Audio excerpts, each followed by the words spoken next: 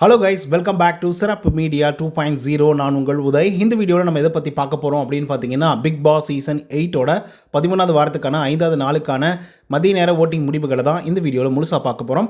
So இந்த வீடியோக்கு போகிறதுக்கு முன்னாடி நம்மளோட சேனலை சப்ஸ்கிரைப் பண்ணாதவங்க சப்ஸ்கிரைப் பண்ணிச்சுக்கோங்க. பக்கத்தில் ஒரு பெல் ஐக்கான் இருக்கும், அதையும் ப்ரெஸ் பண்ணி ஹாலில் போட்டுக்கோங்க. அப்போ தான் நாங்கள் அப்டேட் பண்ணுற ஒவ்வொரு உங்களுக்கு நோட்டிஃபிகேஷன் வந்து சேரும். அதை தாண்டி இந்த வீடியோ குறைஞ்சபட்சம் ஒரு 1000 லைக்கான எதிர்பார்க்குறோம். ஸோ லைக்கை போடுங்க, வீடியோ பாருங்கள். வாங்க இன்று வீடியோ கூட வந்து போகலாம். நம்பர் 1 பொசிஷனில் நம்மளுடைய தீபக் அவர்கள் தான் வந்து இருந்துட்டு இருக்காரு.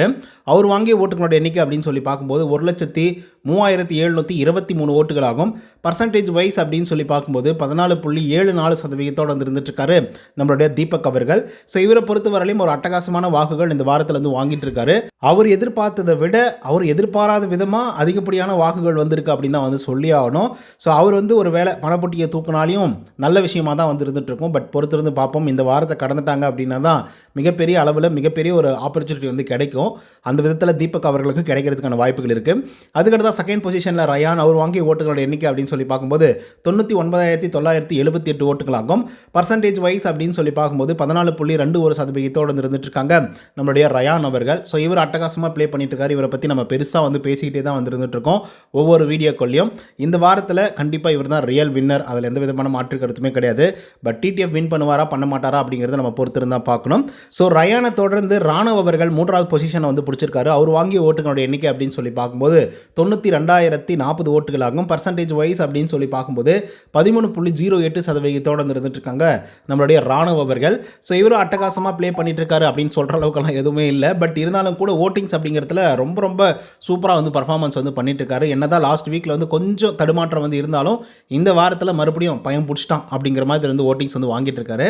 ஸோ இப்படியே போச்சுன்னா டாப் 5 வரதுக்குள்ள வாய்ப்புகள் வந்து இருந்துட்டு இருக்கு. அதை நம்ம பொறுத்து தான் பார்க்கணும்.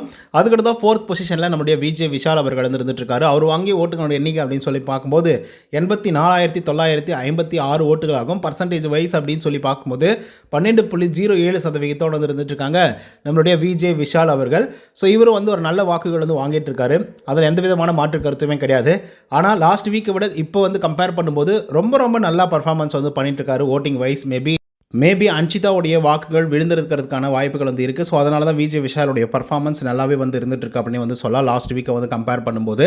அதுக்கடுத்து தான் 5th பொசிஷனில் அருண் பிரசாத். அவர் வாங்கிய ஓட்டுகளோட எண்ணிக்கை அப்படின்னு சொல்லி பார்க்கும்போது 82,931 ஓட்டுகளாகும். பர்சன்டேஜ் வைஸ் அப்படின்னு சொல்லி பார்க்கும்போது 11.79% வந்து இருந்துட்டு இருக்காரு நம்மளுடைய அருண் பிரசாத் அவர்கள். ஸோ இவரை பொறுத்தவரையிலும் ஒரு நல்ல வாக்குகள் வந்து வாங்கியிருக்காரு அப்படின்னு வந்து சொல்லலாம். அண்ட் பர்சன்டேஜ் ஆஃப் ஓட்டிங்ஸும் வந்து இன்க்ரீஸ் ஆயிருக்கு. லாஸ்ட் வீக்கில் வந்து 7%, 7.5%, 8% அப்படின்ற மாதிரி தான் வந்திருந்தது. பட் இப்போ வந்து பார்த்திங்க அப்படின்னா 11.79% அப்படிங்கிறது கண்டிப்பாக அது ஒரு பெரிய பெரிய சதவிகிதம் அப்படின்னு வந்து சொல்லலாம். பட் இருந்தாலும் இதெல்லாம் பத்தலை. அதுக்கடுத்து 6வது பொசிஷனில் ஜாக்லின். அவங்க வாங்கிய ஓட்டுகளோட எண்ணிக்கை அப்படின்னு சொல்லி பார்க்கும்போது 82,772 ஓட்டுகளாகும். பர்சன்டேஜ் வைஸ் அப்படின்னு சொல்லி பார்க்கும்போது 11.76% வந்து இருந்துட்டு இருக்காங்க நம்மளுடைய ஜாக்லின் அவர்கள். ஸோ ஜாக்லினை பொறுத்த வரையிலும் நல்ல ஒரு பர்சன்டேஜ் ஆஃப் ஓட்டிங்ஸ் வாங்கியிருக்காங்க.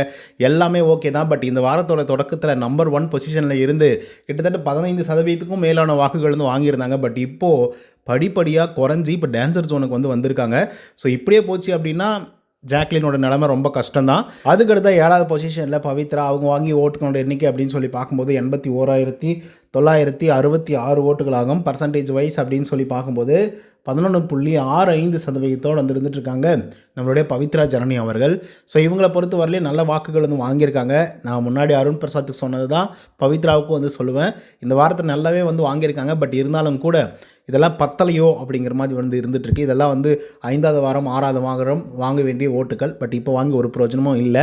அதுக்கடுத்து 8வது பொசிஷனில் மஞ்சரி. அவங்க வாங்கிய ஓட்டுகளோட எண்ணிக்கை அப்படின்னு சொல்லி பார்க்கும்போது 75,237 ஓட்டுகளாகும். பர்சன்டேஜ் வைஸ் அப்படின்னு சொல்லி பார்க்கும்போது 10.69% வந்து இருந்துட்டு இருக்காங்க நம்மளுடைய மஞ்சரி அவர்கள். ஸோ இவங்களும் வந்து அட்டகாசமான வாக்குகள் வந்து வாங்கியிருக்காங்க. பட் லாஸ்ட் வீக்கை விட கம்பேர் பண்ணும்போது ரொம்ப ரொம்ப குறைவான வாக்குகள்.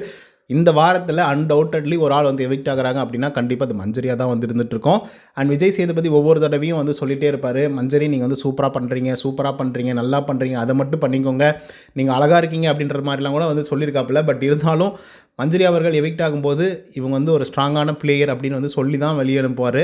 பட் இருந்தாலும் அவங்க போகிறது கொஞ்சம் ரொம்ப கஷ்டமாக தான் இருக்குது. ஆனால் இவங்ககிட்ட இருக்கக்கூடிய பெரிய பிரச்சனை என்ன அப்படின்னு பார்த்தீங்கன்னா, அந்த ஸ்பீக்கர் அப்படின்னு வந்து சொல்லுவாங்க, லவுட் ஸ்பீக்கர் அப்படின்னு வந்து சொல்லுவாங்கள்ல, பயங்கர சவுண்டாக பேசுகிறது, கத்தி பேசுகிறது, டேய் அப்படின்றது, இழுக்கிறது அப்படிங்கிற மாதிரி எல்லாம் வந்து பண்ணுறது தான் நிறைய பேருக்கு வந்து இரிட்டேஷனை உண்டாக்குதோ அப்படிங்கிற மாதிரி வந்து தோணுது. எனக்கு பர்சனலாக வந்து உண்டாகுது. என்ன மஞ்சரி இப்படி பேசுகிறாங்க அப்படிங்கிற மாதிரி. ஸோ அதே கூட வந்து பார்த்திங்கன்னா ஒரு பெரிய காரணமாக எடுத்துக்கலாம். அண்ட் அதெல்லாம் தாண்டி இது டிக்கெட் டு ஃபினாலே வரும். ஸோ இவங்க ஏதாவது பண்ணியிருந்தா, பர்ஃபார்மன்ஸ் பண்ணியிருந்தா கண்டிப்பாக ஓட்டிங்ஸ் அப்படிங்கிறது வந்து இன்க்ரீஸ் ஆகிருக்கும். பட் எதுவுமே வந்து பண்ணல. ஜாக்லின் வந்து ஒரு தருணத்தில் வந்து முத்துக்குமரன் கிட்ட வந்து சொல்லியிருப்பாங்க. அது என்ன அப்படின்னு பார்த்தீங்கன்னா, முத்து எனக்கு என்னமோ உன்னுடைய கேமை நான் ஸ்பாயில் பண்ணுற மாதிரி தெரியுது அப்படின்ற மாதிரி வந்து சொல்லியிருப்பாங்க ஜாக்லின் அவர்கள். ஆக்சுவலாக சொல்லப்போனால் அந்த ஒரு விஷயத்தை நல்லா கிளியராக வந்து பண்ணிட்டுருக்காங்க அப்படின்னு தான் வந்து சொல்லும் ஜாக்லினை பொறுத்தவரையும். ஸோ ஒரு பக்கம் வந்து மஞ்சளுடைய கேம் பிளே வந்து முடிஞ்சு போச்சு. ஜாக்லின் வந்து ரொம்ப க்ளோஸாக வந்து இருந்துகிட்ருக்காங்க. இன்னொரு பக்கம் முத்துக்குமரன் எது எடுத்தாலையும் இப்போ ரொம்ப பிரச்சனையாக வந்து பார்க்கப்படுகிறது. முத்துக்குமரனுக்கு நிறைய பேர் சப்போர்ட்டிவாக இருந்தாங்க. பட் இப்போ முத்துக்குமரன் மேலே நிறைய வன்மத்தை வந்து கொட்டுறாங்க. அது மட்டும் இல்லாமல் என்ன முத்துக்குமரன் இப்படி பிஹேவ் பண்ணுறாரு, ஐயே இந்த மாதிரி இல்லையே, லாஸ்ட் வீக் வரைக்கும் நல்லா தானே இருந்தார், ஆனால் இந்த டிடிஎஃப் டாஸ்க் அப் மட்டும் இன்னும் இப்படிலாம் வந்து பண்ணுறாரு அப்படிங்கிற மாதிரி பல விமர்சனங்கள் முத்துக்குமரன் மேலேயும் எழும்பியிருக்கு அப்படிங்கிறது தான் உண்மை. ஏன் அப்படின்னா நிறைய விஷயங்களை வந்து கேள்வியாக அடுக்கிறார் ரயான் அவர்கள். அண்ட் மற்ற ஆட்களும் வந்து அடிக்கிட்டே வந்து இருந்துகிட்ருக்காங்க, குறிப்பாக வந்து முத்துக்குமரனை எதிர்த்து. ஸோ முத்துக்குமரன் வந்து இந்த கேமை ப்ளே பண்ணுறேன் அப்படிங்கிற பேரில் நிறைய விஷயத்தை வந்து பார்த்திங்க அப்படின்னா ரொம்ப அசெம்பிள் பண்ணி ஆர்கனைஸ்டாக, அது மட்டும் இல்லாமல் மற்ற ஆட்கள் கிட்ட அலையன்ஸ் பேசுகிறது, அதுக்கப்புறம் குரூப்பாக வந்து ப்ளே பண்ணுறது, அதுக்கப்புறம் பிக் பாஸே ஒரு டாஸ்க் கொடுத்தாலையும் அந்த டாஸ்க்குள்ளே இவங்களா ஒரு ரூல்ஸ் அண்ட் ரெகுலேஷனை வந்து போடுறது, அதுக்கு வந்து நம்ம முத்துக்குமரன் வந்து எடுத்து வைக்கிற பாயிண்ட்ஸு, இது எல்லாமே வந்து பார்க்கும்போது இந்த வாரத்தில் நான் டிடிஎஃப் வந்து அடிக்கணும்பா, அதுக்காக நான் என்ன வேணால் பண்ணுவேன் அப்படின்ற மாதிரி வந்து இருந்தது. அண்டு ஒரு கட்டத்தில் வந்து முத்துக்குமரனே அதை ஒத்துக்கிறாப்புல.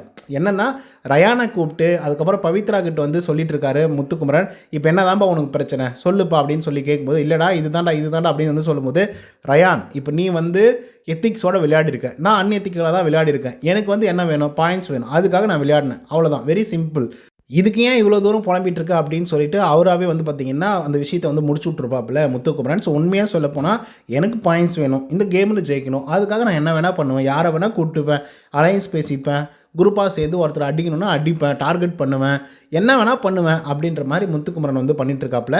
அண்டு இது வந்து பார்த்திங்கன்னா முத்துக்குமரனுடைய ஃபேன்ஸ்க்கே வந்து நிறைய பேருக்கு வந்து அதில் விருப்பம் இல்லை ஆக்சுவலாக சொல்லப்போனால் இவர் பண்ணுறதுக்கு. அண்டு நம்ம ரயான் மேலே ஏகப்பட்ட அக்யூசேஷன் வந்து பார்த்திங்கன்னா வைக்கப்படுகிறது, நிறைய பேர் புகழ்ந்து தள்ளுறாங்க.